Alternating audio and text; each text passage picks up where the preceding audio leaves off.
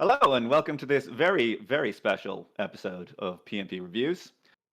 We're here celebrating over 10 years of this wonderful, wonderful hobby group. I'm Matt, and I'm joined by my usual co host, Jim, as well as many important faces from the past. We've got Nick, Whoopi, Jim, I already said Jim, Kieran, and of course, the one and only Mr. Vince Venturella. Um, and we've got kind of three parts of this episode for you. In the first part, we're going to talk about a bit of background. What is the PMP? Where it came from? What it was aiming to do? I'm interested in finding that myself. Myself and Jim have assembled a slideshow of some submissions over the last 4 years of people's work, where we can talk about their hobby journey. We've got some astounding pieces in there and really great progressions to be seen. And at the end, we're also going to talk about some outstanding pieces, some inspirational work by people who have gone on to do great things in competitions or just in creating really inspirational art. So I'm going to pass over the microphone to our North American contingent so they can fill us in on the whole how it started. All right. Who wants to go first? Nick, you want to go? Sure. So I ran a YouTube channel, Long Island War Gaming, which was just battle reports for Warhammer Fantasy, then turned into hobby stuff, both magnetizing and painting, and just just regular, for the most part, Warhammer based hobby elements. And what was really cool was it had a counterpart YouTube, which was Google Plus at the time, and this community of people kind of came together. We call ourselves, I guess, just Warhammer YouTubers. Vince, Dylan, Whoopi. We had people like Mr. Malorian, Once Bitten, and the Sustainable Center, and a slew of individuals who, at the time, were doing battle reps. This was early 2010s, and it was still kind of the Wild West of like streaming stuff, getting quality content up. Now it's a little bit easier, much easier. But from there, we started a small little. Well, I think there was a couple different channels that would have guests, like Once Bitten and Sustainable Center, and even Vince at the time. We would all just kind of like do little Google Hangouts, I believe was the tech at the time. You'd go on, mirror your screen, have some people, and then Dylan and Tyler. Came to me, and the three of us started. I think at the time it was called the Warhammer Weekly, which was meant to be a little variety show of let's review some models, let's see what went on in local tournaments, let's see how James Workshop buffed or baned our armies, or what new content's coming out. So like there was just about an hour we tried to do, and we kind of came up with this little variety show, which was cool. We did it once a week. We would have a guest on every I think we went for about 2 years. And then for me personally, family life started to pick up. It was also literally the end times in Warhammer, which was kind of a shakeup in the way things went. And I kind of bowed out. I think Dylan and Whoopi came along with me. Vince took the torch and totally, I don't even want to say ran with it, he flew with it. Warhammer Weekly kind of took off from there. But the side part with Warhammer Weekly was the PMP, which I believe Whoopi kind of just got running, and I'll kind of hand it off to him from there, just where it took off. Well, yeah, after because we were mostly 8th edition guys, so when the end times was coming, I was like, well, hell, what am I going to do now? And I had this giant gray box of shame and no motivation to do it. So I'm like, man, initially Warhammer Weekly was supposed to be a community thing too, because we were advertising other YouTube channels on it. Like we had like a 15-minute thing where we advertised smaller YouTube channels and people that were just getting going or interesting bat reps, which we did for a while, but it's hard to look up that much new content every time for a new show every Wednesday. And so I was like, well, maybe it would just be fun if a couple of bros got together and we just kept each other on brand and just kept each other on to actually motivate each other to paint. So I came up with the PMP. Everyone made fun of me because it sounded like pimp, and I ignored them and I was just made thought it a was funny because community you picked a channel. real professional certification, right? Oh, Like is a it? PMP is a real professional certification you can get around project management. And so Yeah, made it very searchable. So thanks for that. Right. Oh, Every well. time you search for it, you would get the project management certification stuff. Yeah, PMP is something that like a lot of people in companies, if you work in an IT department, probably have in like their little blah blah blah, their string of letters. So I always thought that was funny. Oh, right on. Well, yeah, that's another happy accident. It's Flavor purpose, yeah. professional and it sounds like pimp, so it works out both ways. We so we ended up just starting with a Google document in Google, like the Google community, and that was just ridiculous. So I started a full Google community, and we started doing reviews, like 3-4 hour reviews of everyone who posted their models at the end of the month, and it started from there. And then life kind of hit me, and I couldn't take the time to do that all. I started becoming a pizza chef and a manager. So I asked Vince if he would be willing to take it as well as with Warhammer Weekly, and we handed him 2 platforms for free. And we're like, "Here you go, Vince. Take this. We worked hours on these. This isn't anything." And then he saw the gold in it, and he took it from there. Yeah, and so absolutely. Like I remember actually talking to my wife, like on the Warhammer Weekly side, because you guys, you'd been doing it and then you'd kind of dropped off. And I said, well, I really like the idea. And I talked to my wife and I was like, I want to start doing this show. If I start doing this, it's going to be regular. And I was like, you need to understand that like this will take priority and I will do the show every week without fail forever. And there will be nothing you can say that will deter me from doing the show.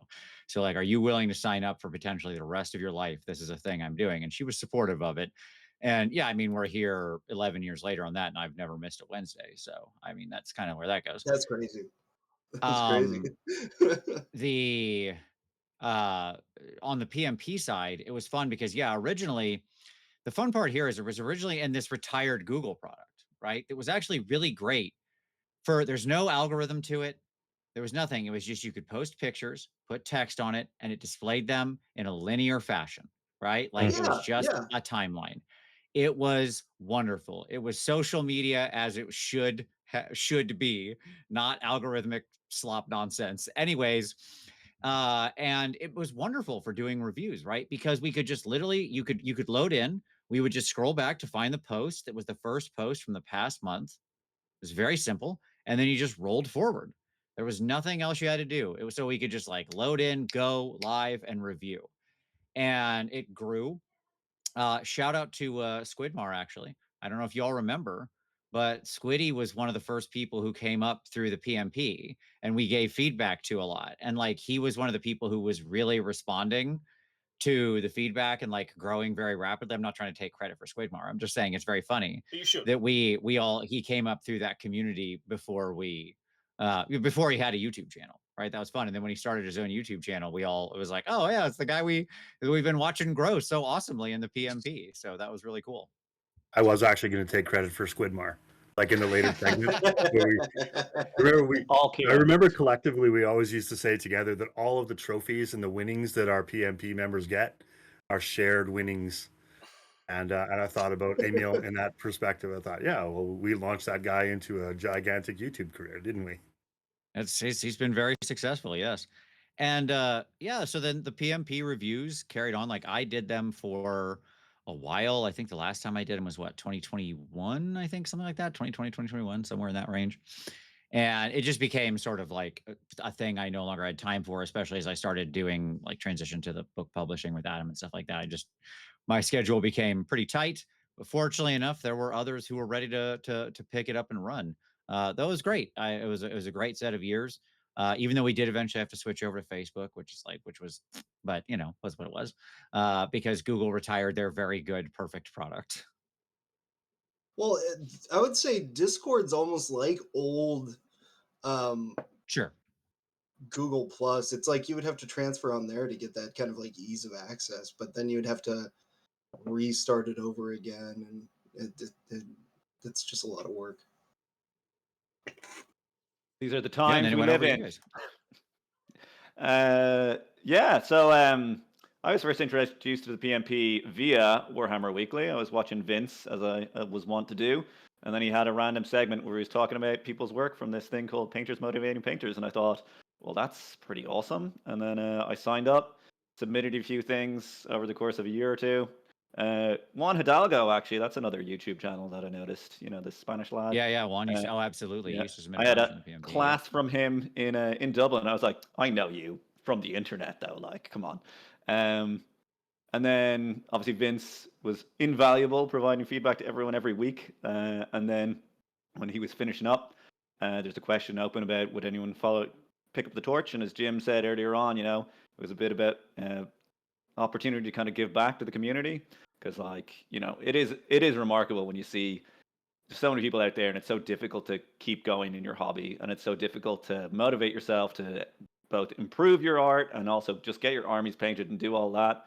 And the group really always helped me, and I know it helped lots of other people. So it was a pleasure and a privilege to carry on with the YouTube channel for the next 4 years. We just finished I just up. want to say, can I jump back in real quick? Because I just want to say, Sure. we didn't get the story from Kieran there, but Kieran was absolutely invaluable because he partnered with me for years on this, and we would trade back and forth. Like, Kieran was there like a rock star, right? Kieran, when I first started, he was pretty much my second there the whole time. Even when I couldn't, for a while, I started flaking on the PMP reviews, and Kieran took it up. And if it wasn't for you two guys, it wouldn't have gone anywhere. It's amazing. It's utterly amazing. Kieran was also the adult. Kieran was also the Yes. adult. We were a bunch of like 20-year-old kids just screwing around, and he's like, "Get in line."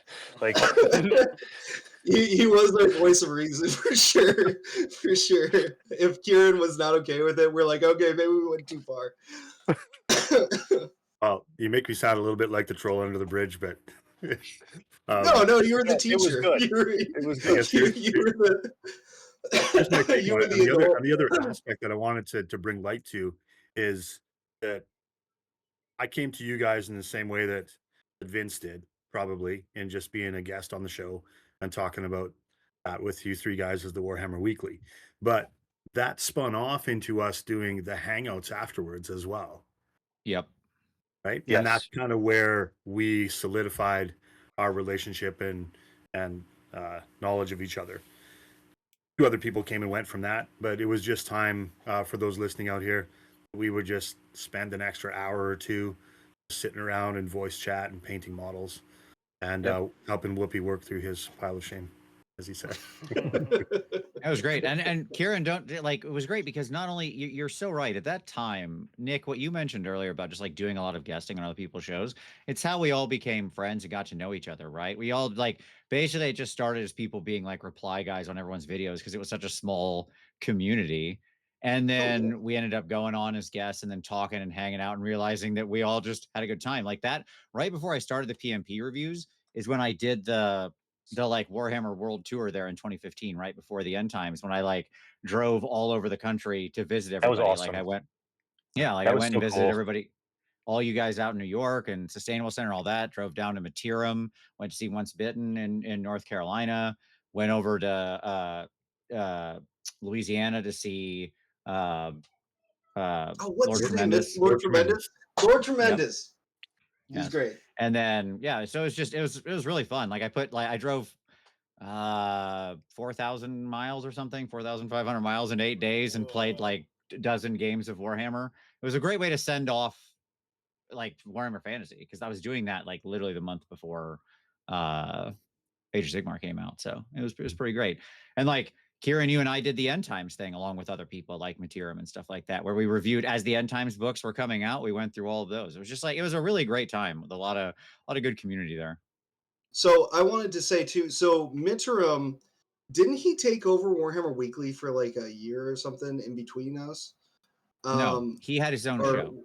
Oh, okay. When we first did Warhammer Weekly, we stacked. My idea was it would be like a regular television. Like we would run an hour, okay, and then we would literally throw over to Matiram, who would do his show at 9. Okay. So we did ours at 8 Eastern, and he did his at 9 Eastern, and we would stick to the hard hour, and then we would like literally throw to him and say, "Go to his channel." So I would just like to point out we were ahead of the curve on raiding on Twitch because that's now what you would do. Like you'll do stack shows on Twitch and then go raid people. But that's what I was effectively trying to accomplish, was to create like a night of programming, like must see TV on NBC in the 90s or something, you know? Wow. Yeah, it's as though we were trying to be a network. Right. Yeah, programming. Well, I mean, we had the bones for it all the way back when we had the YouTube Warhammer YouTubers. We could have done it. I've been seeing a lot of people doing network stuff now, and I'm like, man, we were ahead of the curve. We could have done that, but we didn't know what we had because no one did anything like that. There wasn't very much monetary motivation in it, so it's just like we just had this thing and we knew it was something, but we didn't know what. So we just kind of started gluing pieces together, and then you guys took it and made something amazing. And now they get sponsorships and products. Yeah, where were those? We had to stick them out longer, Woofy, to get that. Dang it! I should have stuck with it.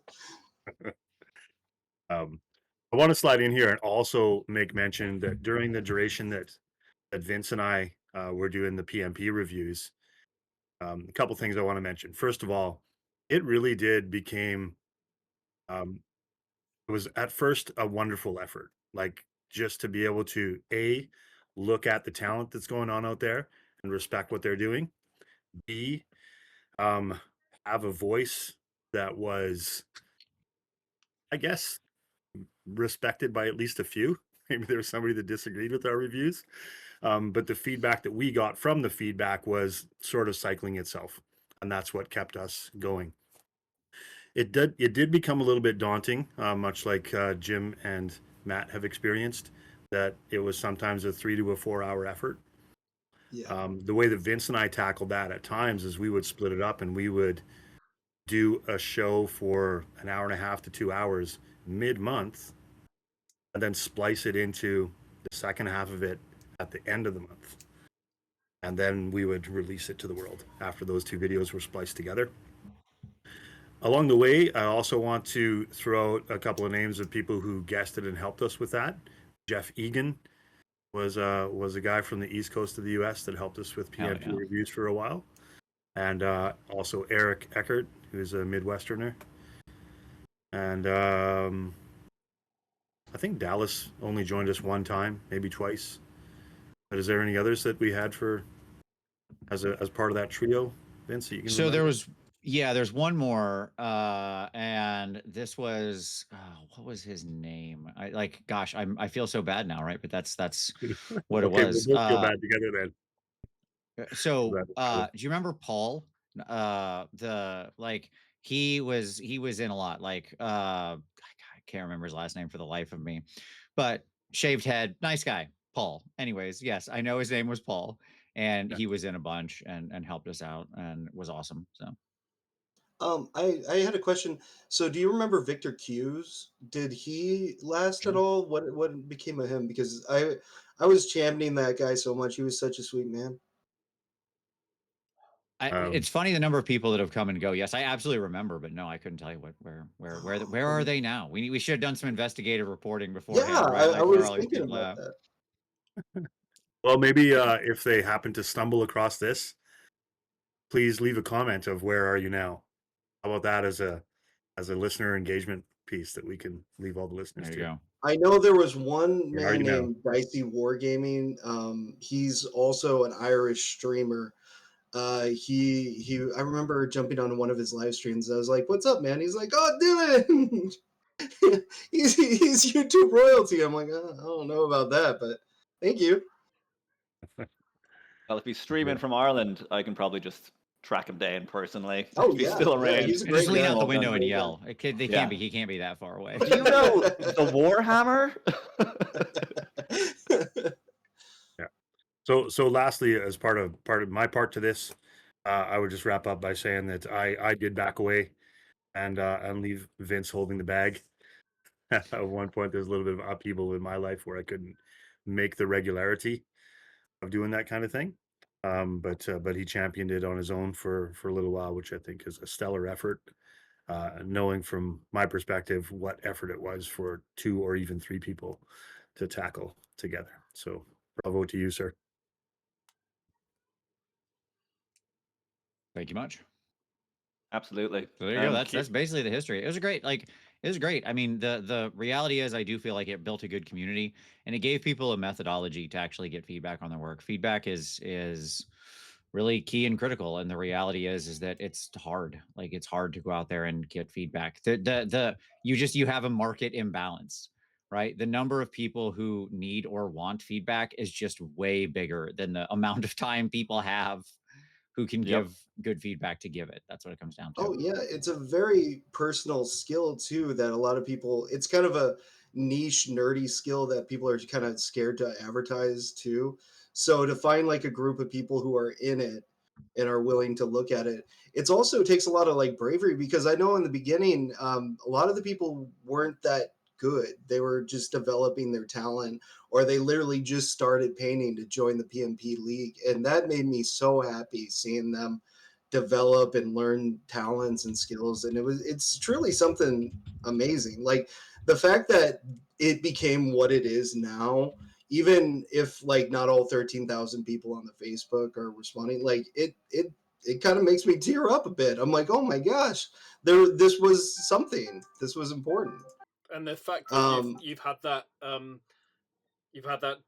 travel there, where you've had to start really low skilled, if you like, or just starting out in the hobby, and it's got to the point now where we're having submissions. Vince probably had quite a few as well, where they've gone, hey, I'm thinking of taking this one to competition, I'm off to Golden Demon or Crystal Brush or anything like that, and then they've come back the following week and saying, hey man, thanks for your feedback, I scooped up a gold and a bronze and a silver, or whatever it is. You've literally got that's amazing. competition winning pieces coming through the PMP, which is just awesome. And it can be very intimidating to review, because you're like, yeah, I bet. Like that's the thing, is seeing the stuff now that you guys review, the level of talent has gone so high that I like don't even know if I would feel comfortable putting my voice on some of this stuff, because it's just like, who am I to critique this stuff? This stuff is amazing. There's been plenty of times where the only thing to say is just to gush over it for 2 minutes and say thanks very much. See you next month for some more amazing work. Yeah, the PMP, since it started in like really when YouTube was still very raw and it's become very professionalized, but it tracked over the decade of what I think is the most rapid advancement and across the hobby of just like the average person having access to a much broader set of information, techniques, tools, tutorials. And so what we've seen is just like this incredible water level amongst the entire hobby rise. And so even at the high end competition level, it's now insane. Like when you go to a high end competition, it's a completely different world than it was 10 years ago. And the PMP very much just kind of followed this trend as this information truly democratized and like became widely available, to see the difference in what people were painting as their I've been in the hobby a year. What that meant when we started versus what it means now is so insane for the pieces you'll see. Or like, this is my 5th piece, and it's like, oh my God, that's incredible, right? That kind of thing. Yeah, I was at the class I was in with Juan Hidalgo, and there was a kid there who who was like 16 years old, and he's doing his NMM and OSL class, and I'm like, don't even know if those letters existed when I was 16. It was like spray it with some Chaos Black and then like dry brush it, maybe, I don't know. Try not to have the paint peel off. But yeah, it's really wonderful, and it's great as well that there is such a broad, like, people put up stuff where it's it's for tabletop, just trying to get their army done. And people put up stuff where they're like, I spent 100 hours on this. You're like, yep. Sure. The important thing is that, we can always improve, and it's not easy to put yourself out there. And it's very important to be willing to take back feedback, and sometimes even just putting your work up makes you think more critically about it. Before you upload it, you're like, oh, do I really? He's just going to tell me this, or he's going to tell me that, and it makes you think about your work more critically, and I think that's an invaluable skill to learn as well. All right, I think, are we a bit ready to launch into part 2 then? I think we should go to part 2. Absolutely. Yeah, sure. Unless you, I apologize. I need to head out, everybody. But it's been great to see all of you. Thanks for having me on. Absolutely. Thanks, no, Vince. it's wonderful. Thank you all so much. The only person I've gotten to see over the intervening years is Kieran, because we still try to like sync up at any given convention that he's at. Although I was remiss last time as I got too busy. But Kieran, next time we're gonna sync up again. And Nick, Whoopi, everybody, I hope to see you all at something very soon, guys. So Sure. Absolutely. It was great to see everybody in person again. And for all of you out there, thank you so much for all the submissions, for everything. It's something I'm very proud of, in a very positive time in my life, I think. So I'm nothing but grateful. And I'm especially grateful to the two of you for picking it up and running with it, because good Lord, it's a lot, I know. And you guys are rock stars. So I just want to say thank you, everybody. Everybody. So Well, thank really you, Vince. appreciate It's a it. privilege. Absolutely. Thanks a million. See y'all later. All the best. Later. If he's lucky, we can give his YouTube channel a shout out. He is on YouTube, yeah.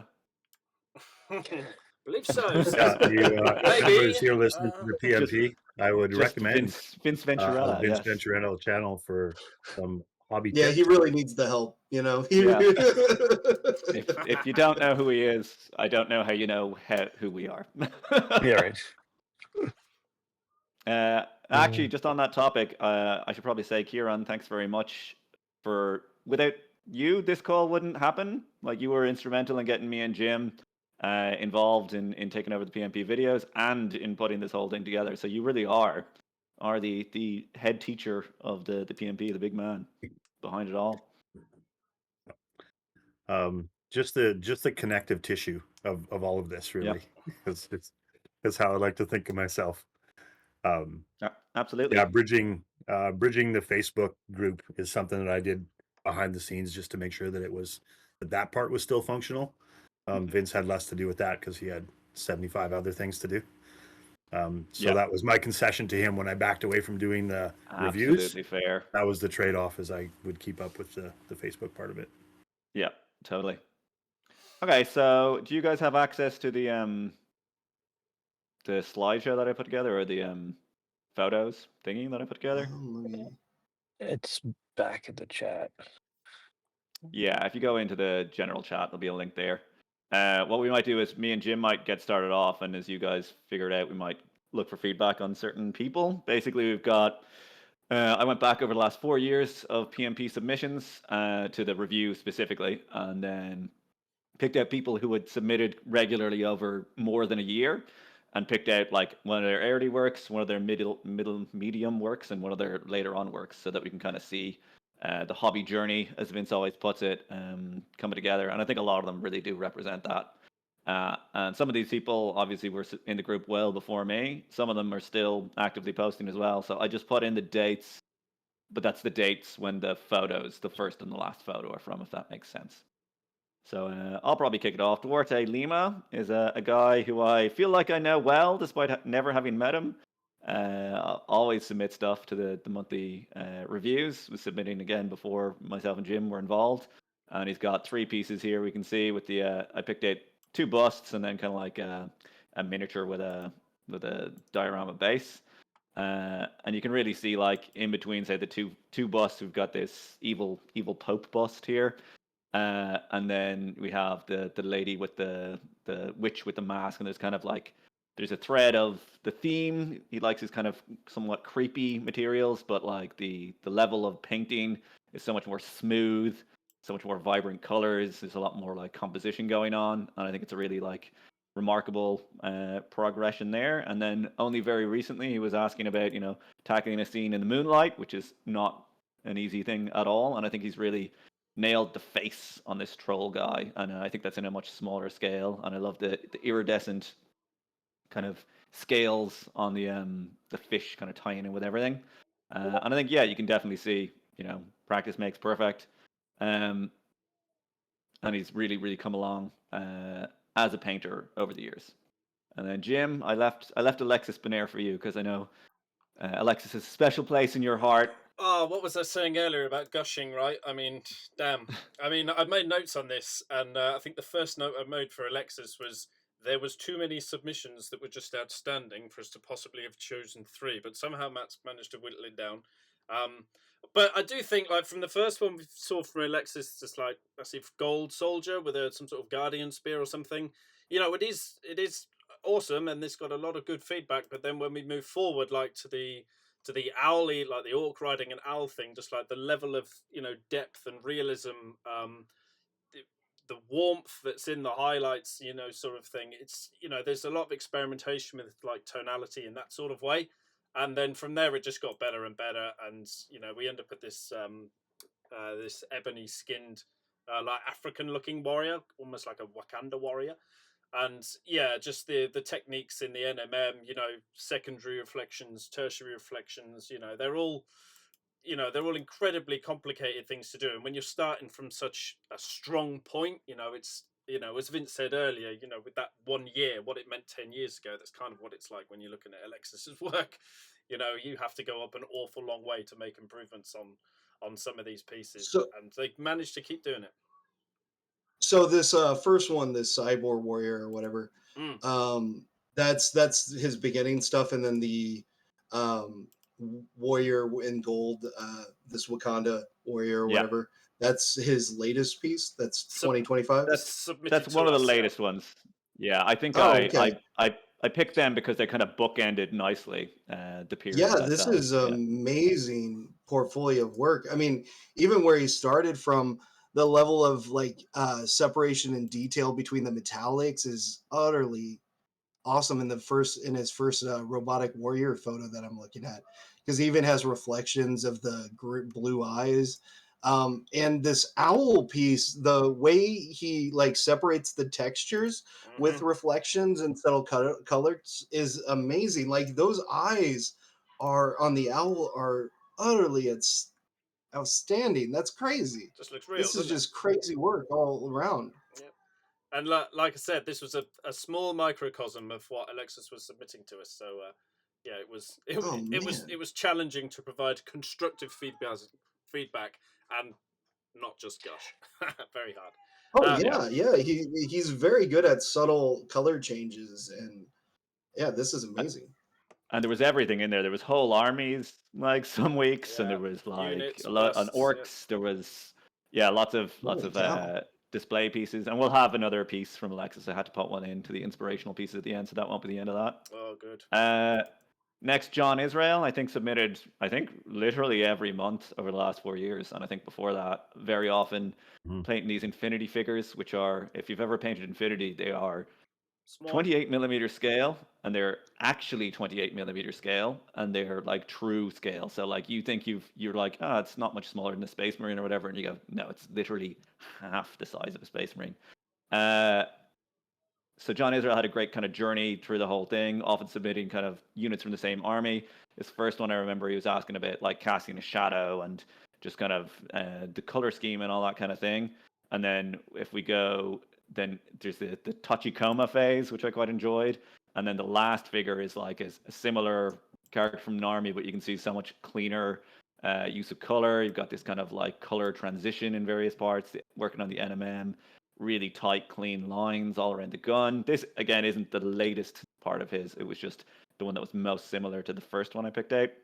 But I really am a fan of the middle one, the kind of the quadrupedal robot here. He did a few of these, and this one I picked out because I just really loved his use of like the metallics have much stronger contrast because they're going from black to white, whereas the kind of green armor is softer, but it's still got that like texture to it. And then all the rounded surfaces have such a lovely transition between them, and that was something that he was working on, and I think that's like a really wonderful kind of culmination of that work. It's a nice signature that you started putting on here with that little neon pink strip on the base rim. I've not seen it before, and I haven't seen it since. I'm not sure if it's Yeah, I was completely unique noticing to this. John's, but yeah, it's a Yeah. lovely little touch, a little signature for it. Right, This white soldier that he did. Sorry, I didn't mean to interrupt. No. But this white soldier that he did a really nice job of adding like browns to this cream color too, so it's not just so blatant and blunt with the white color. He really does a good Absolutely, job of hues within the colors, because he does the same thing with green too on this Walker. He's very good at adjusting the colors and adding colors within the color to really bring it together and have a nice hue and, again, textures. Yeah, it was something we challenged him with, was to start bringing in interference colors into his secondary reflections. And as soon as we Mhm. made that suggestion to him, it appeared in every piece ever since, and he just kept refining and getting better and better. So yeah, this was an awesome Oh, go. it's wonderful. Yeah. Yep.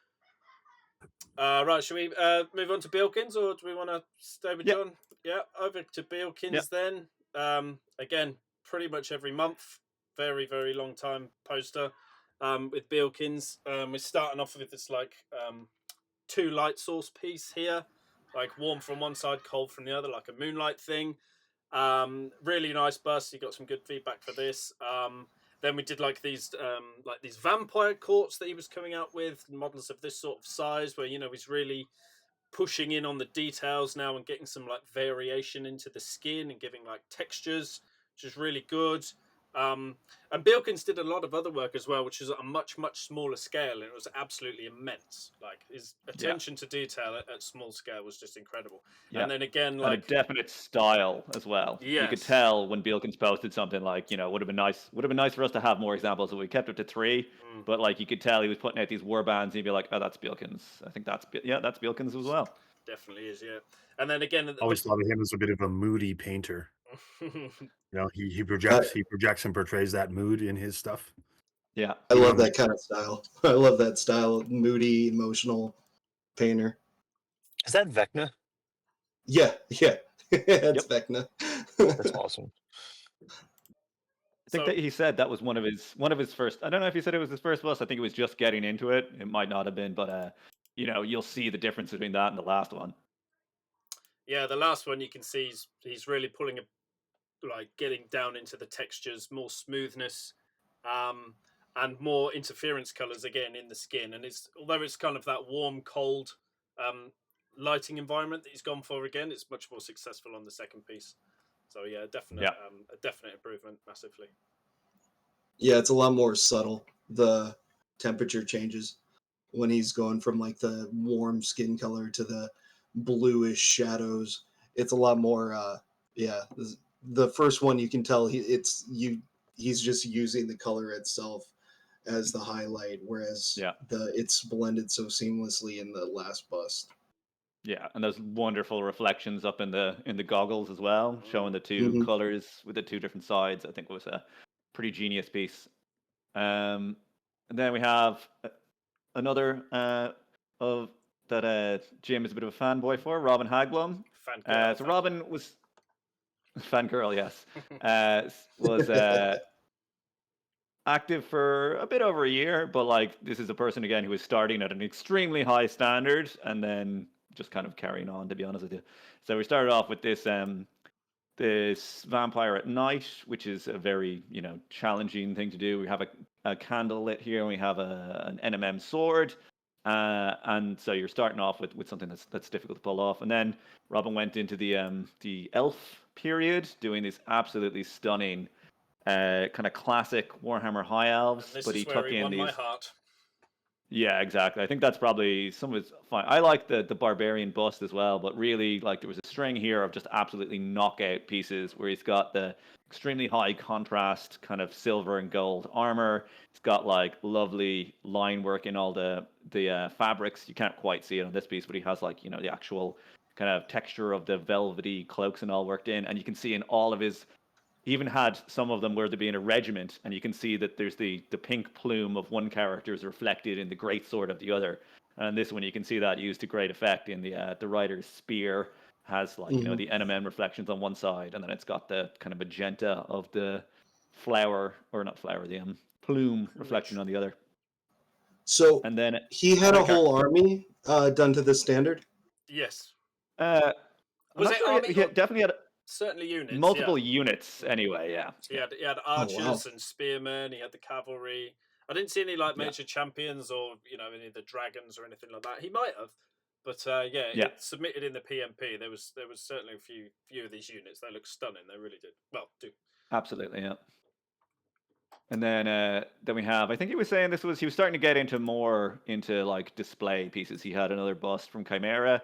And he had this guy, which I think is like an artwork by Paolo Parente, and it has this absolutely stunning shield in the back. And you can see like it's nice to see this transition from a more, he was going from painting stuff for the table to being like, can I make this into like a work of art? Like this high elf writer to being, well, I'm just actually, it's just art now. That's what I'm doing. I'm painting this bust Yeah. to look as good as possible. And I saw the original artwork this is based on literally today, and I was like, oh, that's that bust that Robin did, Paolo Parente's Barbarian Warrior. Absolutely masterfully rendered here.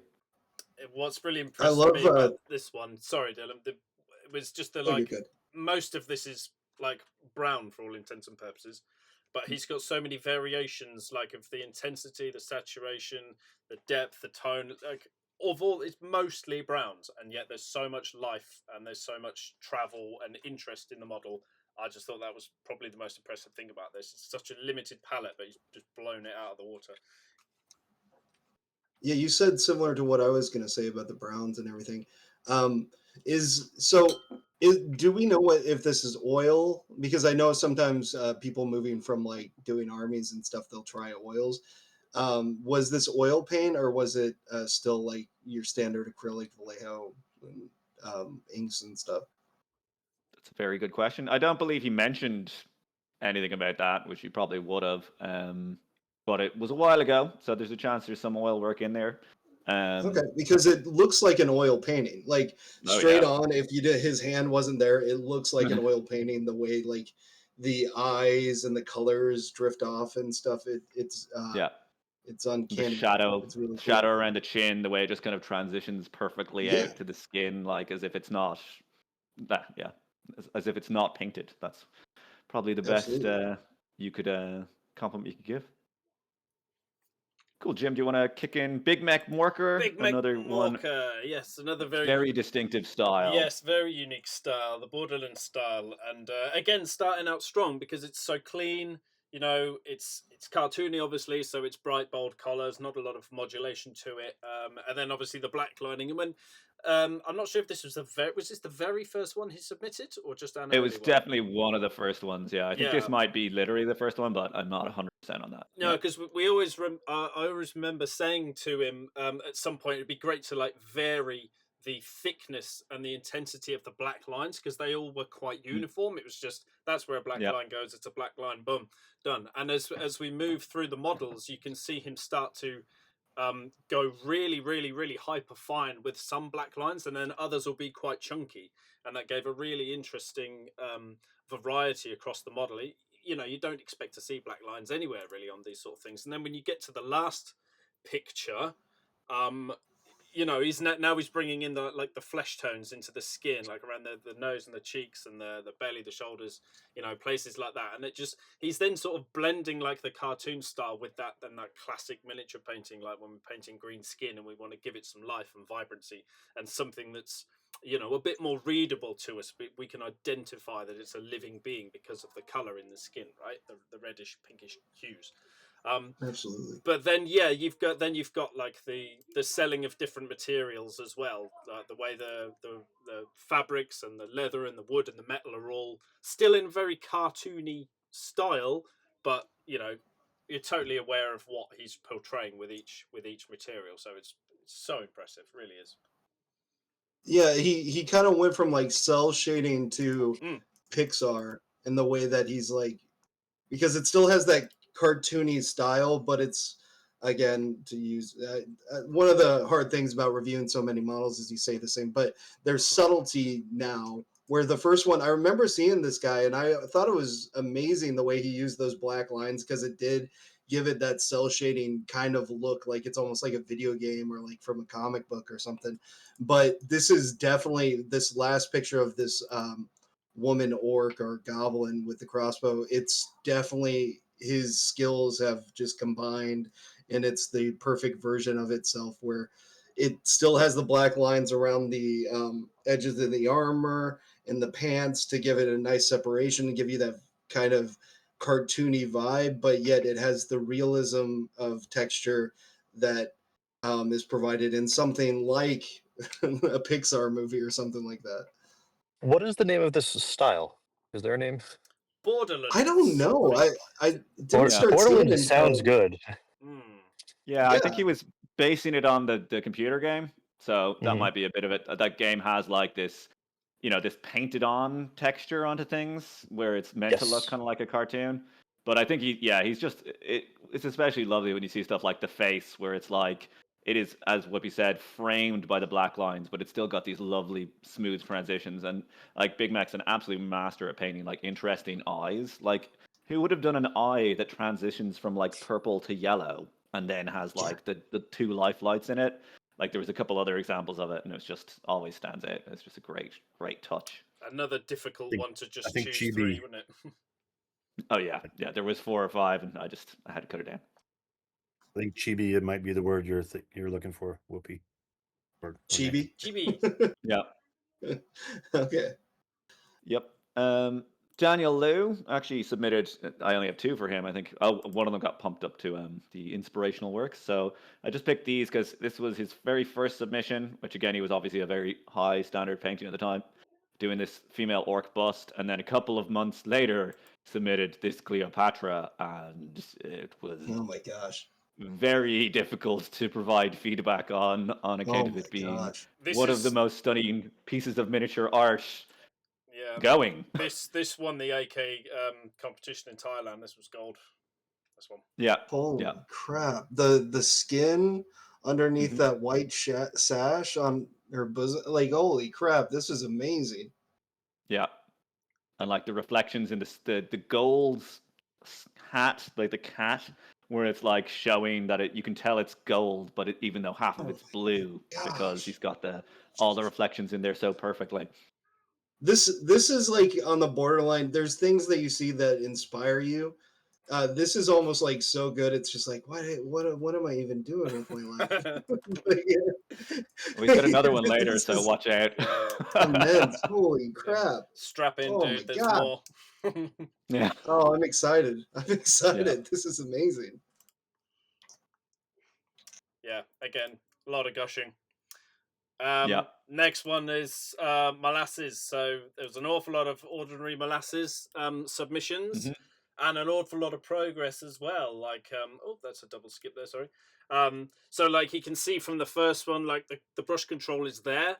We're getting the paint where it needs to go, but then the finish on it isn't all of that smooth, and things aren't very well separated either, like between the elements. So it's all kind of blending together, and it's a bit hard to read in some places, although he has done a really nice job with the heated like molten Warhammer head, but then like the OSL isn't quite selling for various reasons. And then as you move through, like the grimdark sort of, I think it's a plague marine, isn't it? It's a bit of a Death Guard marine in the middle there. Yeah. So cleanliness is improving now, separation is getting better, you know, going a little bit more into sort of a grimdark kind of feel. So there was loads of different styles that Molasses put down on us. And then when we finish on the Hellbrute at the end, like quite similar to the first one that was put down, sort of Black Legion type of Traits Marines, but so much cleaner, right? There's so much better definition in there. Yeah. The edge highlights are cleaner. And then like looking at the tonal variation that's in the skin to give it that kind of sickly, warped, you know, corrupted flesh. And then look at that OSL as well, right? Absolutely killing it. So Yeah. a hell of a journey from Molasses as well. Yeah, and along the way there was so much chaos trim. I don't know how he didn't just lose his mind. Like you look, he did a lot of Black Legion models, and you can look in, and he did the thing where he did the outline of the trim in like the gray, and yeah, he must have the patience of a saint, to be honest with you, to do all of Yeah, that. that's not something you really think of until you start painting the chaos trim. Yeah, It's yeah. a and then you're like, real, that line's a bit too mind thick. number. Oh, I'll go again. Oh, now it's too thin. Oh, I'll go again. That's why I Yeah, don't you can do really it. see this first one. I don't know if he maybe layered too much paint on, or it looks like it's kind of the paint's filled in some of the seams and raised it up. I don't know if that came from primering or just applying too much paint, but from that to the second one, you can see him really addressing his dry brushing skills and everything, and it really has come together quite well at this end piece here. It's amazing the jumps in skill that he did. Absolutely. Tanner Stockton, kind of sneaking in there. I thought he was a new enterer, but then I look back and he's been submitting since at least May 2023, maybe even longer before that. Mostly I'd know him for his second picture here. He did a lot of these large, I don't know if they're 3D printed, but they're like Halo characters. But his very first submission was this blue kind of lizardman warrior person. And you can see again, it's a nice tabletop standard. It's got good color choices. It's got nice separation of the elements. And then when you move into the more kind of, I suppose, display pieces, I really, really enjoyed this one with the two figures because it's difficult to portray two figures like this, and particularly that they're facing away from each other. But you can actually see it when you look at it from different angles. There's like one angle where the guy with the gun is like the main character and he's kind of obscuring the guy behind him. And there's another angle so there's like 4 different angles you can look at it from, and each one looks like they're like a shot from like the like poster art for a film or a game or what have you. And then just finishing up, we got back to tabletop with this Space Wolves figure who we reviewed. I think it was only like a couple of weeks ago. Yeah, it was last And month. again, yeah, much cleaner, much tidier. You can still see some of the sensibilities in terms of his use of colors and his outlining, but obviously made a huge amount of progress in between the first and then the third one there. And also he has a lot of really nice stuff in this kind of display category as well. Yeah, there was a great variety of models that he did across all of his stuff, wasn't there? There was a lot of seasonal stuff, like Halloween, pumpkin head type, Headless Horseman stuff. He had a whole Tau army as well, loads of the Halo fantasy stuff. Yeah. He was a busy boy. Yeah, it was a lot. Cocho Ale, then again, look at that, 2 years with it coming to us for 2 years. So starting off Stormcast, right? Stormcast Eternals. And quite early in the hobby journey, but good understanding of lighting. We've got good highlights, we've got good shadows, like placement where you want it, highlighting textures on cloths and stuff. But it's there. It just needed refinement, right? And then as you move through, we're on to Kocha Ale, by the way, Dylan. Then the middle one, like, it's so much cleaner. We're getting smoothness now, a lot more contrast in it as well. So moving up really, really nicely, and then you get to the last piece, and like he's really refined that armor out. Like if you jump from the first picture to the third quite quickly, that's just a monumental achievement, really, to there. So the dexterity is increased, and his view of what he wants it to look like has increased. It's quite good. I enjoy seeing these ones because those last ones we saw are like at such a high tier of talent. These are like more the ordinary wargamers you'll see. This is like a very realistic goal to achieve for anyone that's just starting, looking at this and getting the simple, like how he does the shading on the cloak on the Stormcast, and he's not really worrying too much about the reflections of the lamp and stuff. This is a great model piece for like just a game. You don't need to go too crazy with it to get a level of just like when you look at this piece, it just stands out, and especially on the table compared to like if you were just going to go with a full dry brushed or contrast painted army, this would stick out. Yeah. Stephen Banks, next fella up, and he's another one who's a good lad for doing our army painting and always trying to make it look. Obviously this is for his hobby is the game, but he has some really, really stunningly painted Chaos Warhammer 40,000 figures here. I quite like, to be honest with you, Be'lakor, is that his name? I just really love that model. Sick. Yeah, that model's so cool. Yeah, I want that model so bad.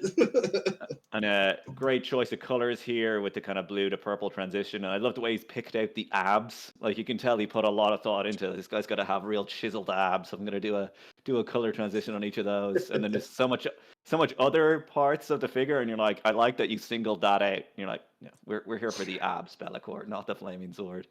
And then so aside, all the colors though are so, having the yellow Space Marine, the green sword, like just having such a diverse palette. Yeah, the red fabric is just, it's pretty awesome. Absolutely. That's what I was gonna say. Yep.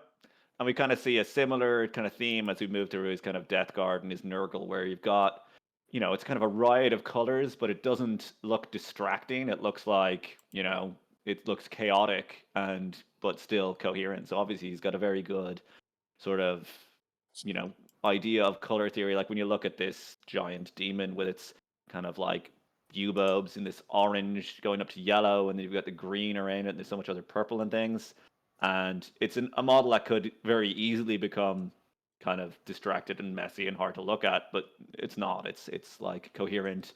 I think I said at the time it reminded me of Gremlins. You know, when the Gremlins get wet Oh and then the yeah. little Gremlins start growing out of them. I don't know if that was an inspiration, but I think it's a great look in any case. So yeah, I think this is one where it's not so much of a we can see like a progression from A to B. I think he was a good painter at every stage here, and you know we're here for that as well. All right, moving over to Michael Smith next then, who again, similar sort of story, starting out really, really strong. So look at the modulation on the perfectly crisp and clean, freshly minted Dreadlord that's not seen a single moment of war in the 40k universe just yet. But still, it has to be brand new at some point, right? And he's squishing a bloodletter, so who doesn't love that? But like he was so talented with like different styles. Like there's a classic heavy metal style there, right? And then for the second, I think it's Snake from Metal Gear Solid or something.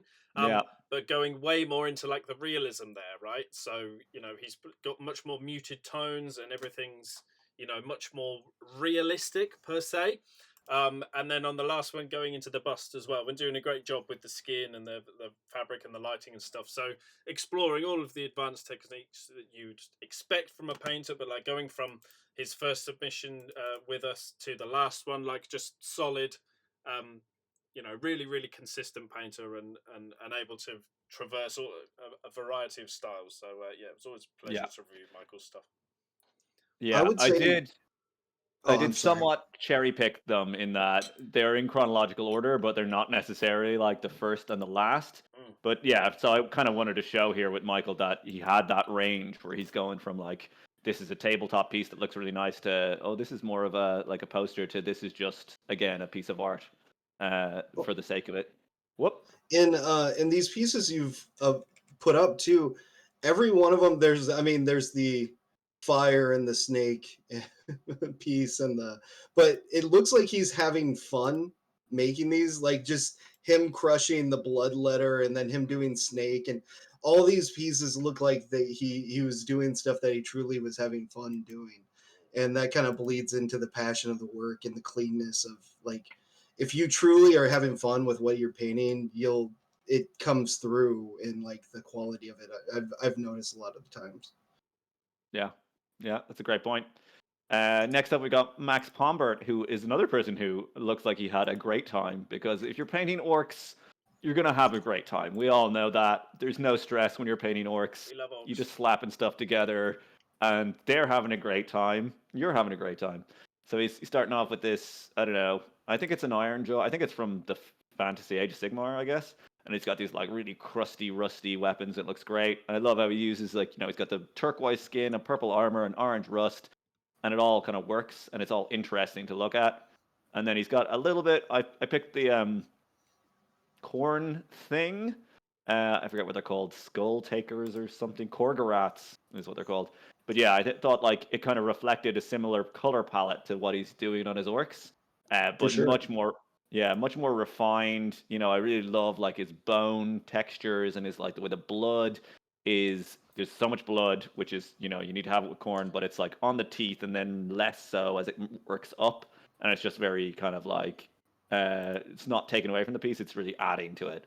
And then interesting use of colors as well in terms of having like the scarred chest in like cold, and then everything else in very warm. And then for the next one, I just put in 2 more orcs from later on down the line, and you can see there's like night and day in terms of like level of polish. It's the same scheme, but like you can see there's so much more like micro texture to the weathering. Even the basing looks better, and then we've got these like really nice advanced techniques here with the skull with the flamey stuff coming out of it. Oh You yeah, can the see purple flame. the fire glowing and the the smoke kind of obscuring it. And yeah, it's just a real. I feel it definitely encapsulates like a journey there of art. Yeah, the basics. Turquoise orcs is a great. Like, I've never thought of doing orcs as turquoise. This is a great color palette. It This works, is amazing. works amazingly well when you put all your rusty tones in your metals as well, because they complement. So Absolutely, absolutely. Clever idea. Right, okay, then the next one was Kelvin Pantaleon. Clickety click. So again, first picture starting out like really strong, proper moody. I would classify that as grimdark, and very very nicely as well. So another one who was, you know, always giving us a great variety of styles, where he painted us. Moving over to the last little fun sort of newt thing, you know, just really varied palette. You know, blue, purple, orange, green, red. Balanced it out, lovely jubbly. Like just a talented painter right through the whole period that he was submitting to us. I mean, the photo we got in the middle of there of that ogroid type thing, like the quality of the skin, like although it's quite a desaturated model, like everything seemed really nicely balanced, right? And yeah, a really great a great addition to his portfolio, and then he can work with the bold colors as well, right? Like the newt guy at the end, really shouty. So yeah, Kelvin was always a fun one to review. Yeah. And I think he's got a, you can kind of tell he's got a bit of a style as well, especially you look at the first two pieces, he's got this kind of muted, almost watercolor kind of look to it. If you look at the middle one, you're like, oh yeah. And it works really nicely for that like subtle shading, and he's got a lot of color worked in, but without it. Even the rocks, like you look at the rocks and you're like, well, they're purple and they're orange and they're yellow and they're all the colors that you want, but there's nothing unnatural or jarring looking about it. So I think, yeah, it's a great model to look at. Absolutely. And they this first one too that we were talking about, the fact that he's using such muted colors, and you can separate everything from the skin to the feathers to like the bony protrusions and everything. A lot of attention to detail in that sense, and that is really hard to do with muted colors. You got to be really know your values and what the end game's going to come out as. Yep. Oh, and I accidentally snuck in a fourth one for him, which is this warden. The little death. I think it looks cool. Oh, you did. My bad. Yeah. No, there was only meant to be three. I think I meant to take out either this. Well, again, they're all fun. I'm happy to see think more. I think I meant to end on the warden because they're both from Kingdom Death. But yeah, you can see like you can see the progression there in terms of adding in the lamps and all that kind of stuff. But like we said, he was a great painter on every end. Adam Fillier, never figured out how to say that name, but here we are. Submitted. I think the first one here is literally from the first PMP review that me and Jim did, and it's some vampire lord's character, and you know it's a great piece for the table. It's quite busy in terms of colors, and just the figure itself, like he's got a bone dragon that's full of skulls that are on fire, so that's always a challenge to pull off. And then this Magneto. Rich was the yeah. Then Magneto here, completely different style, much more like understated figure, but he's really pulled out the colors and the textures on the metal and all that kind of thing. I think he looks really great. And then the last one, we're kind of going back into Grimdark or into Warhammer area, and he's taken. This looks like there's like that Stormcast Angel lady who reviewed a couple of times, and I don't know if he took the parts off her or he tried to like emulate that figure where she's on top of the staircase and has the wings. But like, I just thought it was great having these wings where they're so like moldy and corroded and like gross looking, but they're still obviously angel wings. Like, and it's a Nurgle figure, and it's like it's like an angel of decay, as it were. And you know, this is, you know, all put together from just a basic Nurgle figure, and the base is all built up, and the wings are out. I love that Nurgle angel would just be a fat blob with maggots coming out of its gut. Even their angels just have to be these disgusting Yeah. and chubby plague-infested things. Real angels have curves. I guess. And He's got a lot of maggots. curves, that's for sure. Yeah. Oh, grim. Let's move away. Stu Milne. Yeah. Massive. Yeah, there's only 2 for Stu because he Massive. submits a huge amount in the group, but not there weren't many in the review, so I Not just in picked the first and the last. submissions, yeah, but massive commitment to him on everything. I had to look back through his portfolio just to get an idea, just to remember, because it's been a while since we've seen him. But yeah, always doing freehand, like taking on a variety of styles, like hugely controlling of his lighting. That's especially small line. I think, is this another Crisis miniature? The second picture here, like outrageously tiny, but like the level of detail in those highlights, those reflections, you know, the down to the eyeballs, you know, the pupils, just insane amount of skill. Like with that brush control, just absolutely immense. So yeah, Yeah, again, he put up super actually impressive. only today or yesterday a Wraith Lord, like an Eldar Knight, which I think would have been a much better bookend, but it was too late at this point. But again, he had, you know, every part of it was festooned with like freehand and texture to make it more interesting, and he's always adding something to the figure, which I think is great. Not just calling out what's already there, but always looking to add more value and more interest to the viewer to carry on. So that was That's a Chaos Knight, that Yeah. big one. Yeah. or I love seeing what people do to the armor plates because it's such a big surface area to work with for freehand yeah. stuff. And he's got all these 1s and 0s all over to do the Mechanicus. And I think now I might be wrong about this, but I think it's meant to the pictures on it represent some story from the lore of like a satellite or some battle that happened, and he's got like the Emperor on the shield and everything. So Yeah, did he freehand that Emperor?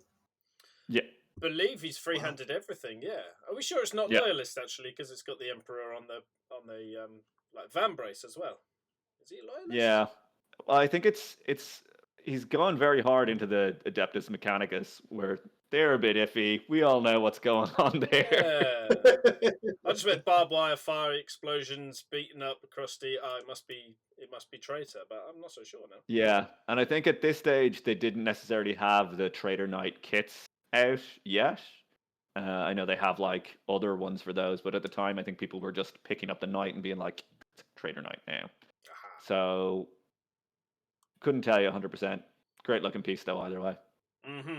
Speaking of, Before you move to next stuff, Oh, yeah.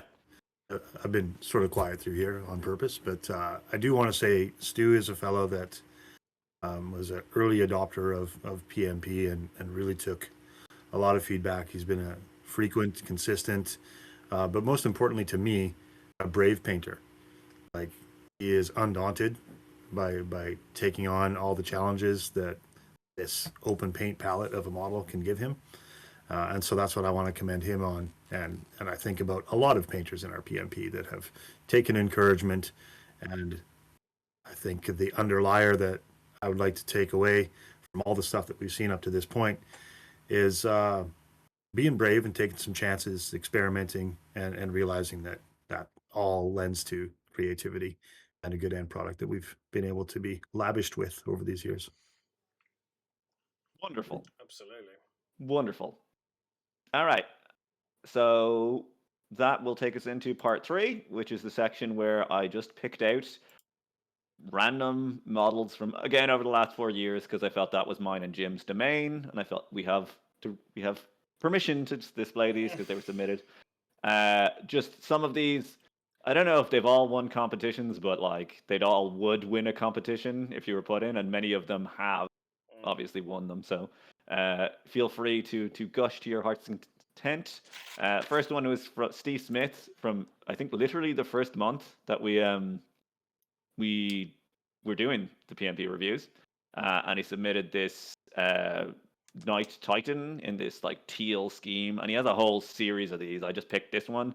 I think he definitely got at least a silver golden demon for like some model in this lineup, but like such a stunning painter. Great use of like decals, and everyone always loves his OSL. Like his plasma coils are unbelievable. His glowing eyes are amazing. and I think he has a YouTube channel now as well. I think Little Plastic People yeah. is his handle, and he's a great lad, contributing to the community still, and a I was gonna well-deserved say, win does he on this. ever have a tutorial on how he did that plasma? He, I believe, does, and he has great ones as well on. It's not so clear on this one, but he did the under chassis in like silver, and then he shot like filters in purple and green from opposite sides at it with the airbrush, so that like when you rotate it in person, it like iridesces into those colors, but it doesn't quite come out Oh, in the photograph. But yeah, you can yeah, kind of see it on this photo here a little bit. yeah, absolutely stunning painter. And there was other ones where he'd have freehand with decals over it with weathering and all these things. Very ambitious, very skilled, and very successful painter all around. Jim, do you want to take Adam there? Adam Talbot? Yeah. Moving on So- to Adam, unless anyone wants to chip in on Steve's a little more. I just wanted to. So Adam Talbot, this name looks incredibly familiar. Kieran, is he an old hat? Has he been along here for a while? Yeah, certainly maybe a little bit longer than the 4 years that Matt and Jim have been Yeah, at it. I So think so. Yeah. Yeah, because I think I've Before. reviewed some of his stuff. This name is like striking my cerebellum. Like I'm like, that sounds so familiar. I Yeah. think he's been along with us for a long time. Yeah, I believe it. This is one of the. I think he took this one to a local competition or something because he was a bit worried about the backdrop at the time, and yeah, it was one of the better examples of a backdrop that we saw. I think reviewing. Very, very clean painter, like the chevron lines. I like how he doesn't edge highlight absolutely every panel as well, like moving away from the heavy metal style of just doing it everywhere at all times, no matter which direction it or the light is supposedly coming from. So yeah, and then the base that he's put in the foreground, tying into his background as well, was and like the overall contrast between the red and the green. You like Christmas is such a horrible effect that you get with red and green, right? And he's swerved it very, very deftly here. Like no hint of Christmas in this scene. So yeah, wonderful piece. Yeah. I think that one thing that really stands out for me about this in terms of just the competition or composition of it is like he could have easily had the backdrop be bigger than the figures, but like first of all, the pins are all hidden, so it's like a wonderful use of a backdrop to have these ships look like they're in flight. But because he's got like them all off the sides of it, it really sells you that feeling they are moving through the scene. They're not just floating in sky. They're ready to break out of the display that they're on, which is just like it's a really inspirational idea. Like if I was doing a bust like this is exactly what I would do. I'd be like, oh, steal that idea from Mr. Adam Talbot. Yeah, this is a wonderful piece. So the backdrop that he did there, he painted Yep. just his own, right? Like he didn't yeah. print off something that's like, okay, yeah, that is wonderful. Honestly, this you were mentioning the Christmas colors and stuff earlier. Like this is my favorite color combination. This kind of like, what would you say that was like a cyan or this teal mixed with a marine red? I love blue, this color maybe. combination. Yeah. Yeah, it's wonderful. This is amazing. Good example of people who are talented enough to cross mediums. So we think of primarily all of our members as miniature painters, but the ones that ascend into being artists can certainly cross mediums and do this sort of flat panel painting, canvas painting. Oh yeah, and that's one of the good things. That's one of the good things about painting is because it's still paint. You can use those skills to move on to just what is that to real work stuff, just like actual 2D paints, because it's still the same thing. You just don't have the actual shadows of the 3D thing there. You can use those same skills you learn to bring out things on these models on a 2D plane, and it's just as effective. Absolutely. Yep. We could talk more about that, about using the other way around, using your 2D skills to treat everything like it's a freehand. But anyway, a man who I'm sure knows much about that would be Michael Zito. Always submitted these really interesting, like, anthropomorphic bug people. It was hard to pick one. Whoa. But I picked this one because I think it's Rudik. What is it? Mike Carl? Can't remember the sculptor. It's quite a famous sculptor. Does like limited edition pieces. But this looks like it could just be the box art for this wasp figure. You're like, if you saw that on the box, you'd be like, "Yep, that's what it is," and it's picked out everything perfectly. Lovely transitions on the wings, such fine little lines. Like even I love these little weird like bug embryos down the bottom of it. But it's just a Babies. great example. Yeah, just a great example of painting to the project basically. Yeah, So he did a bunch of these then? This was kind of like his breath was Yeah, bug people?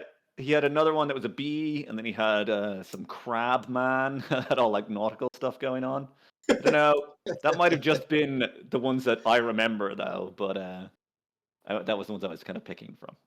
But I It think makes these me are really wonder what struck this inspiration. He's just like, I'm gonna be the bug man. yeah. He collects Tyranids also. Yeah. Oh well, there you go. Oh, I just meant that might not be completely accurate. But he's fascinated with bugs. Maybe he secretly is a bug, and that's how he can get Yeah, the maybe he fine is just a details. bug man. He's crawling around on the piece with a roller, just like rolling them in like you would on a. At the very least, he might be just an entomologist, like a Yeah. student of insects. Yeah, very impressive painter as well as all of those things. And then Jamie Mackey, like, another one where there was just far too many. Like Jamie Mackey's work was, Yeah. if ever he submitted, like it was, we had to try really hard to not automatically use his work as the splash screen for the review video on YouTube, right? And it got to the point where it was like, we can't be using Jamie Mackey's again. Like, surely, like, just incredible skill. The way he controls the light, the way he uses the temperature of the highlights versus the shadows to give you like a warm, cold contrast as well. Just stunning. And that's before you even talk about the actual application of the paint and how smooth and crisp it is, and the micro details like the gems and the filigree designs that are in that gold. Yeah, striking green eyes. Like of all that's going on in there, like the green eyes really grab your attention, right? And that's with using that beautiful like lighting focal point on the headdress as well. It's just gorgeous all the way around. It's pretty much like this every time submitted. So yeah, incredibly impressive Yeah. painter. More or less the definition of a display painter, Jamie Mackey. Went on to do great things. It was very difficult to pick one single image to represent everything he put in. Well, and to that get that time effect period. he has on the cloth on these pants, do you think he used some spray painting or layering of spray painting and stuff to get this kind of like texture that's going on with these? Like it looks like it would feel like satin or some Yeah. kind of And the it ribbon when as you well. touch it. Yeah, I'd imagine there's some airbrush work in there just to get those really, because you know how hard it is to blend out transitions on such a rounded surface. Absolutely. So I wouldn't be surprised at all. I'd be surprised if there wasn't some airbrush in there, but exactly how he used it he'd be the better man to answer that question. Yeah, I suspect there was airbrushing on those and on the skin as well. So I think there'd be masking going on, and then quite a bit Yeah, of back especially and for forth, fixing over spray. Yeah, for sure. Yeah, and on a figure like this as well, just in terms of coverage, like you'd want to be using the airbrush. Just obviously you can do it by hand, but to get such these smooth transitions, really you'd be like dotting it in everywhere. And he does have For like sure.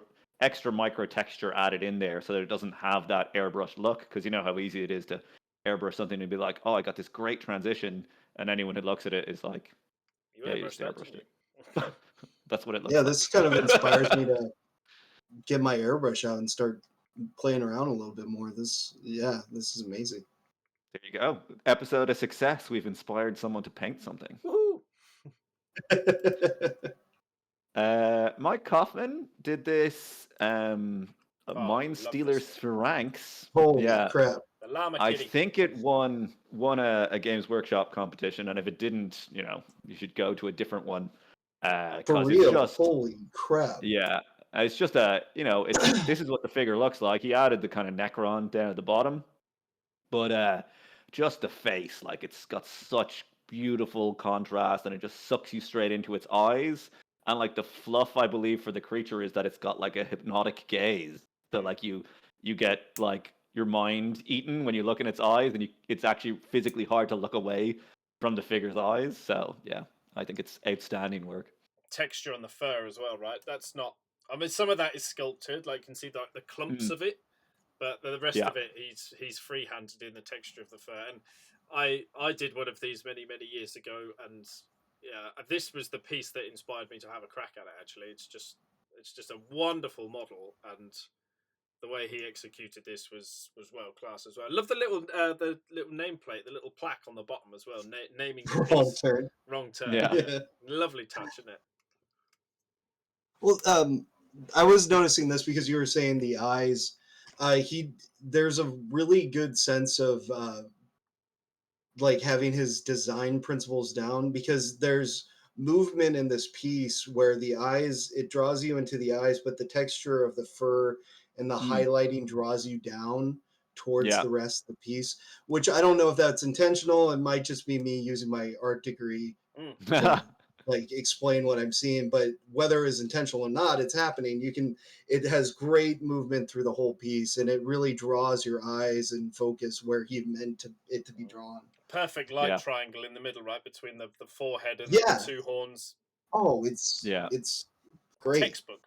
And also it's like a diorama, but it's only on the base that the figure comes on. Like he's like telling the whole story with that little plaque, and then it's like, well, this Necron lord opened up the wrong tomb or whatever, and the kitty inside like got him. Doom. Yeah, wonderful. Man, looking at all these really is motivating me. maybe I should have a crack at this again. Maybe I should come back. I don't know. Yeah, we didn't This lie. is amazing. Thomas Spide was the next one. I can't zoom in on the picture; it's a little bit annoying. But another Sorry. wonderful diorama. A few nods to real names in the music industry as well, like with the bright orange cabinets and amplifier.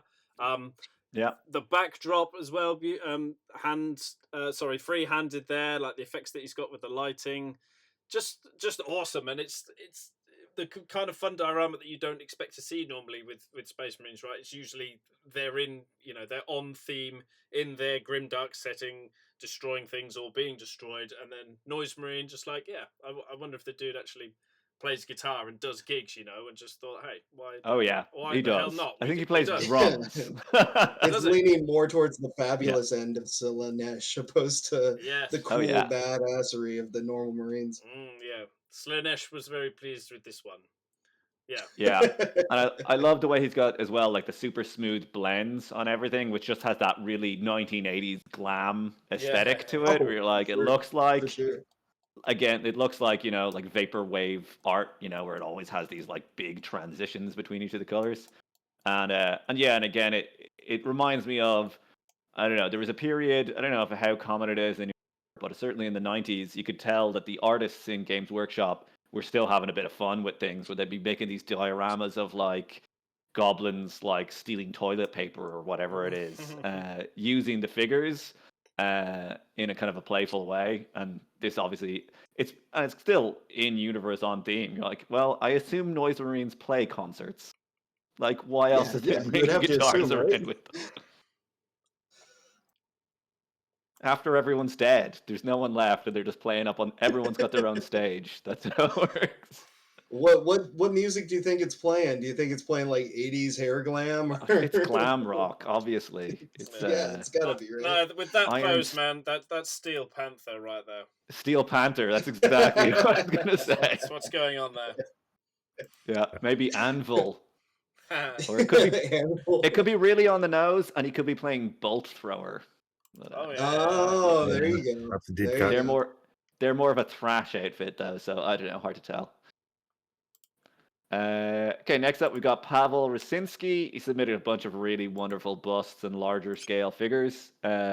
Always Ooh. stunning to look at. Just a really beautiful painter, like similar to what you were saying about Robin earlier. Like you could believe this was an oil on canvas, like especially looking at the face and For just sure.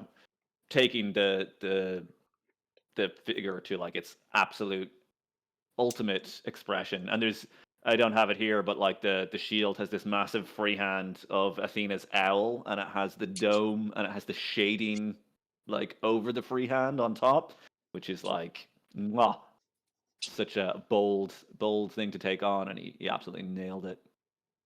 The reflections in the Oh, gold, right? Primary, secondary, tertiary, quadrimentarily. I don't know where it goes up to, but like perfect execution on like the golden reflections, and the texture in the leather as well was really stunning as well, and the wood grain as well. Call out the wood grain, awesome.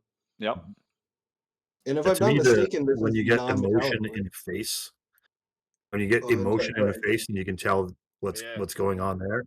Yeah. Like she is kind of telling me, "Oh crap, something bad is about to happen over there." Oh, Yep. for And if you sure. can tell that out of a figure at this scale, that's a tremendous achievement. Mm-hmm. Absolutely. Yeah, the eyes, the reflection, and this is non-metallic, metallic, right? Yep. This, Oh yeah. yeah, that's Stunning work. quality. Yeah. All right, screaming on to Daniel Liu again. So this is the one that had to get taken out from earlier. I moved to back here, and this was another competition winner. I believe so, yeah. In, No, it definitely was. I can't remember what competition though. Surely would have written it down somewhere. Yeah. Somewhere. I'll dig it up. You carry on talking. Okay. Yeah. Check the freehand on her cloak on the back. If that amount of detail's gone in to the back of the model, how many hours is there, right? Then looking at going back to the front is, how you get that much tone and variation, but it still being cohesive on that skin tone. It's just sublime. And the blood effects could have been really, really easy to overdo here, right? And Vince always said less is more with blood effects, and I think this is a perfect execution of it, because probably a lot of people, myself included, would have gone big old head, completely chopped off. Well, that's 3/4 of the base, ankle deep in blood, then, isn't it? Blood for the blood god. Let's have some. But I think that limiting that execution on that was a real masterstroke, and that's to say absolutely nothing on the fabrics and the skin and the tattoo down her leg, the metals, the broken sword as well. Just whether that was sculpted in like that or deliberately he's chopped it off to make it look like this wasn't such a simple thing to take this guy's head off. But yeah, an absolutely wonderful submission again. Did you find out which competition it was? You're muted still, my man. Oh yes, you're still muted. And no, I was still fishing around there. I will dig it up. I found one for the previous one. What competition you won with that? But I did have to just include the 2 pictures of this just to show off that freehand, because it's one of those figures where you're like, this is absolutely amazing, and then you look at it and you're like, what? wait, that's all freehand on there, and it's like unbelievable. Something else I'd like to call out about this too is he's got a composition wise is what I want to talk about. So he's got this lantern which is backlighting the head. Normally that would put the front of this guy's face in a lot of shadow. But he's worked with the triangulation of this by giving us the idea that there's an open door with firelight, which is able to shine the front of this guy's face, so he can lavish that with color instead of just being in shadow. And then another casting light source from probably another window where that falls across her feet, making that triangulation that we think is so important in a composition. It's a really good point. Yeah, that's true. I was noticing the orange shadow kind of coming from her foot area. And I was trying to figure out if that was outside light source or if he was just taking a stylistic approach. But I think you're right. Yeah, it is emblematic of a door opening and Yeah, light coming in. some off canvas light source, right? Whether that's Yeah. fireplace, window, or something. That's what it sells it to me. Yeah, and that's a Amazing. very difficult thing to do, where you're like telling people to imagine there is a light coming from somewhere. Like you've got to sell that 100%, or people will just be like, "Why does it look like this? Or you Why does did it it have?" wrong, right? That's not how Yeah. it looks. That'd be the trade-off, right? The trade-off Yeah. would be there's no way that this guy's front of face should be that well lit otherwise. Yeah, there would always be someone that would say that to you. Wait a second, his face isn't supposed to look like that. Like it's just always going to be someone that has to throw that in there.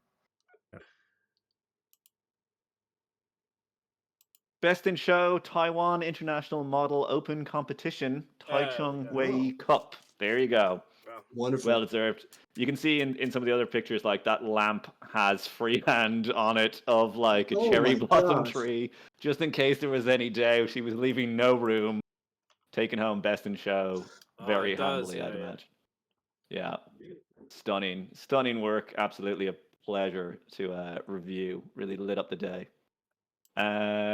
Cool. Another one. I think I saw this one. Sipa Allium, I believe, submitted this to Golden Demon in Chicago when I was there. I think this was in the case. If not, it was somewhere else, and it certainly took home a trophy. I'm not 100% sure what grade it has, Gold. but gold. Well, there you go. It's got gold. Well done. Yeah, I think I'm not sure if it was single figure or diorama or what have you, but like, you know, the brass NMM, like it's so good. It's so buttery smooth, and it's like really straddling that line where it's not going too far into, we know exactly what material it is. And then the lantern, obviously, like the pièce de résistance is when you look at the cloak and there's the lantern is casting the shape of those cutout lights onto the inside of the cloak, and there's so much else going on. It's just got everything is executed to the utmost highest standard, and then it has that extra little special something sprinkled on top that got it to the top. The inlay in the cape is not sculpted. That's free-handed around there. The servitors as well, right? Look at it's a shame don't have the back of it, but again, the same level of care and attention has gone into every single element of this, even when you can't see it around the back or underneath. There was quite a few pictures submitted of this when he came to us, and just unspeakably beautiful, really wonderful. Copper has always been the part of metal that I've struggled the most with. So I appreciate that because it often ends up looking gold. If you don't find that right balance of darkness in there. Yep. And so that's what I think he's nailed here. We're all convinced that this is copper or brass and not gold. Yeah. And that's the great fineness of it, having enough red in there instead of yellow. Yeah. I think is the trick. Yeah, and still having the richness of the colors, like the way that the lantern changes the NMM tone, making it warmer down on the foot and on the steel as well. And it's the kind of thing. It's such a small detail, and it's so natural you wouldn't even notice it's there until you like. Yeah, I was just noticing that too. The small little glint of orange on the leg pauldron. I'm not sure what you would call that, but just wonderful detail. The man even polishing the sword, like it feels like you can just see him actually making it shine. Yeah, it's just his perfectly life. clean work. Okay, moving on. Alexis again with. I'll repeat the song. No, don't do that. Oh, you silly woman. That's why you don't have Alexa next to your. Oh my! She's been unplugged. Worry not, brothers. Again, an absolute masterclass in how to do focal point lighting, muted palette, variation in skin tones, colors that you don't necessarily expect to see in skin because it's a fantasy model gone, well, hell, fantasy colors and completely making it sell. Micro textures in the metals, in the leather, and in the fabric textures, like the cross weave that's gone in there. Again, just an absolute masterclass, and like the fur effect that's on the hog as well, really, really selling beautifully. Hog doesn't look too happy about his current situation. So, as Kieran was saying earlier, with expression, right? Another amazing example of it, although this time it's coming out of a pig. So, yeah. I like how they did the eyes different as well on the goblin as well. One seemingly blind or one serpentine eye. That was a nice little added touch of interest as well. So, yeah, love And what he you put looks together. kind of depressed. Like this goblin looks like just like Fed up. down on himself. Tough being a goblin. Yeah, Everyone's Yeah, killing you. for real. Farming you for XP. yeah. Goblin Knight.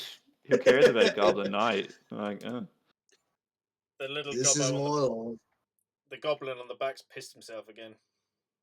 yeah, and there is Oh actually. man, it's bad enough I'm a goblin. Yeah, you can see from the reverse angle. There's like the other goblin on the back, and then on that side, he's like the focal character of it. It's very good. I think this might have been in Monte San Savino. It was certainly in some sort of competition, and I believe won. So, but I just realized he didn't post that on Facebook. He posted that on Instagram. So, congratulations on whatever it was, Alexis. We love the piece. The judges love the piece because what's not to love about it?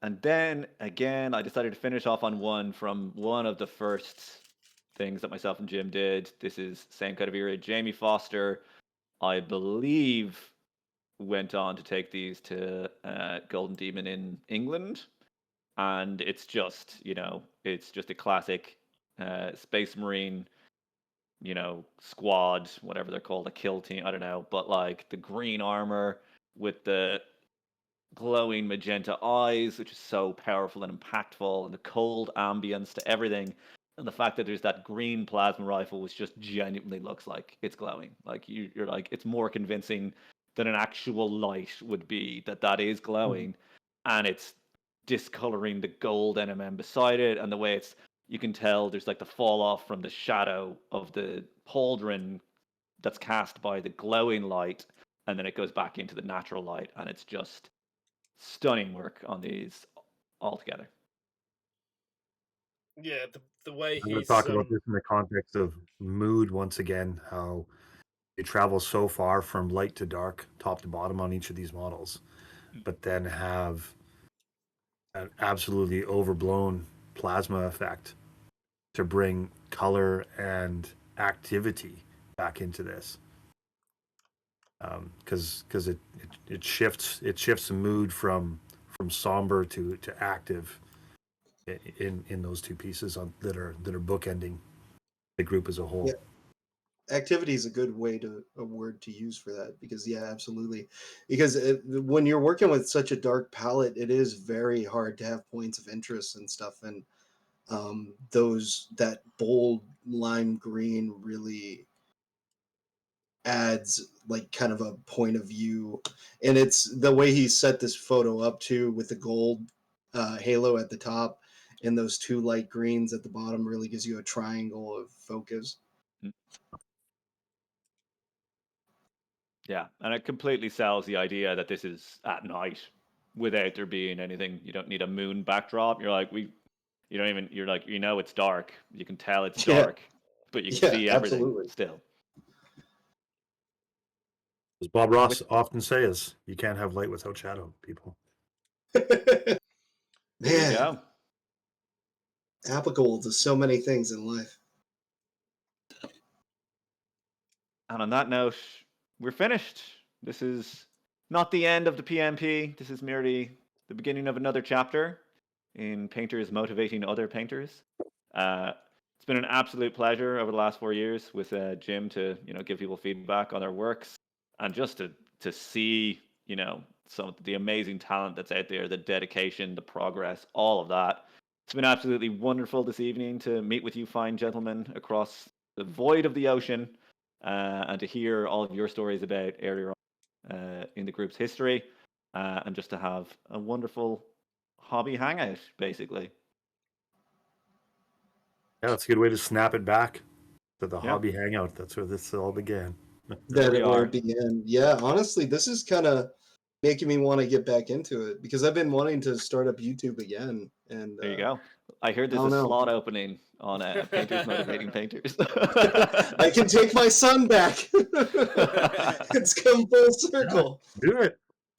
Go for it. I might once I move here. Yeah, I'm gonna be moving in this month, and then once things settle down, I might actually, because I really miss this. I really miss Kieran and all of you guys, and just laughing over stupid lore that we all know for no reason. And I just miss all of this. Wonderful. Do it. Watch this space. All right, I think with that, gentlemen, we could probably call this record successful. Yes, very Happy much so. painting, everyone. Keep Thank you that for having motivation us. up. Keep on Yeah, thank slaying you those very much. prey. And all the best.